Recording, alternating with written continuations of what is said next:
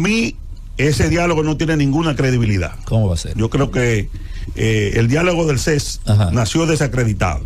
¿Cómo? Porque yo no confío en un diálogo sobre Haití, donde las fuerzas nacionalistas y patrióticas no hayan tenido participación. Eso demuestra todo lo que es. Y que te lo dirija Rafael Toribio, que todo el mundo sabe que es un hombre que tiene una línea pro haitiana.